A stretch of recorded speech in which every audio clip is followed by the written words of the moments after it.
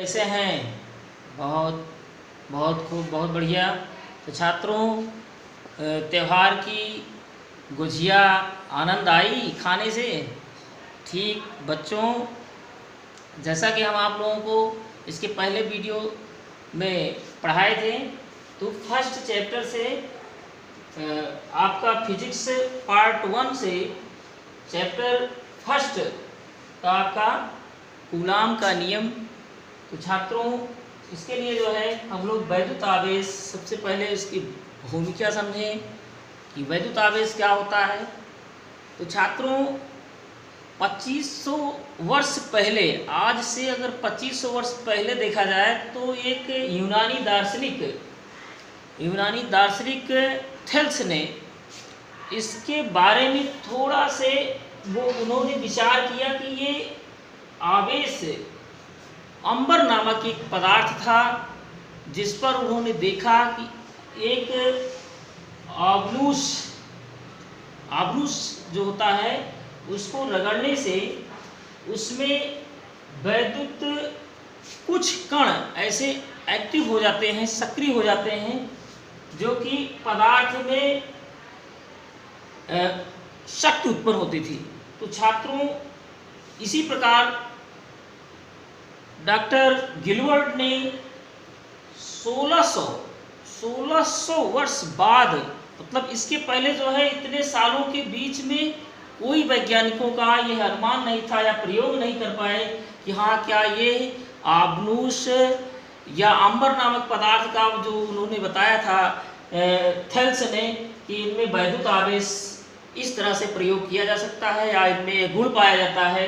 तो उन्होंने 1600 वर्ष ईस्वी में 1600 वर्ष बाद डॉक्टर गिलबर्ट ने अंबर नामक पदार्थ के अलावा, जैसे कांच, आबनूस, या आप कह सकते हो कि कांच की छड़ लेकर उस पर रगड़ने से वह कांच की छड़ आवेशित हो जाती थी।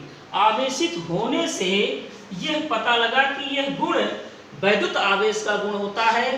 तो छात्रों, गिलबर्ट वैज्ञानिक ने 1600 ईस्वी बाद अगर ये वैद्युत आवेश की पहचान किया, तो उनमें कांच, आबनूस और ये बिल्ली की खाल। छात्रों, एक बहुत इम्पॉर्टेंट ये बात है कि बिल्ली की खाल को जब हम लोग लेते हैं, अपने प्रयोग में भी देख सकते हैं कि यह कांच की छड़ या कोई भी आवेशित एक टुकड़ा, जैसा कि उन्होंने भी यह बात कहा था कि यदि अंबर के पदार्थ को हम किसी छोटे से छोटे टुकड़े को या तिनके को हम उसके पास ले जाते हैं, तो वह टुकड़ा अपनी ओर आकर्षित कर लेता है अंबर नामक पदार्थ। तो ठीक उसी तरह से कांच का पदार्थ या ये आबनूस हुआ, रेशम हुआ, आदि पदार्थों को भी हम किसी दूसरे पदार्थ के साथ ले जाने पर एक दूसरे में आकर्षित होने की एक शक्ति उत्पन्न होती है, जिससे यह पहचाना जाता है कि पदार्थ में वैद्युत आवेश होता है। तो छात्रों, वैद्युत आवेश के बारे में जैसा कि हम लोग कुछ ऐतिहासिक कारणों को स्पष्ट करते हैं, इसके बाद छात्रों, यदि इसकी परिभाषा की बात कही जाए तो हम ये कह सकते हैं कि वैद्युत आवेश किसी भी पदार्थ में आवेश ग्रहण करने की क्षमता को वैद्युत आवेश कहते हैं, या ये भी कह सकते हैं वैद्युतमय हो जाने के कारण उस पदार्थ का नाम वैद्युत आवेश होता है। वैद्युतमय हो जाना मतलब छात्रों, आवेश दो प्रकार के होते हैं। जैसे कहते हैं धनात्मक आवेश,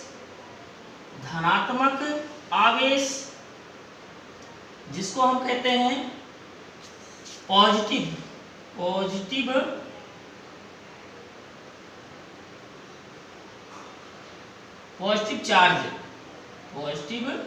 चार्ज। अब छात्रों, धनात्मक आवेश क्या होता है?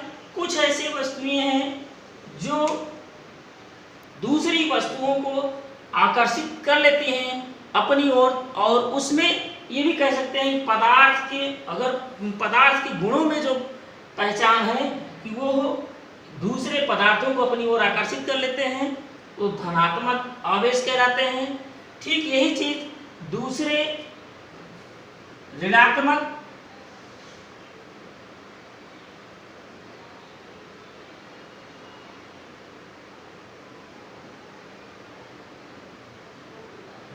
आवेश को हम निगेटिव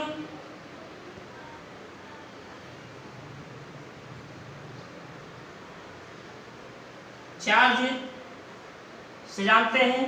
तो छात्रों, पदार्थों में दो तरह की शक्ति उत्पन्न होती है, एक पॉजिटिव होती है, एक निगेटिव होती है। या वैद्युत आकर्षण दो प्रकार का होता है, एक धन आवेश कह सकते हैं, दूसरा ऋण आवेश। तो हमने कहा था कि यदि ये वैद्युत आवेश को हम पदार्थों में वैद्युतमय या आवेश ग्रहण करने की क्षमता को हम वैद्युत आवेश कहते हैं। वैद्युतमय पदार्थ को हम विद्युत आवेश भी कह सकते हैं, ऐसे भी इसकी परिभाषा लिख सकते हैं। तो छात्रों, वैद्युत आवेश के प्रकार दो प्रकार के होते हैं। नंबर एक